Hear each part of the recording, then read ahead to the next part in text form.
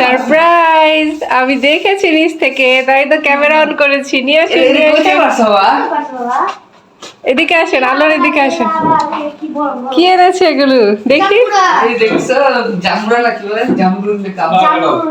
কাঁঠাল।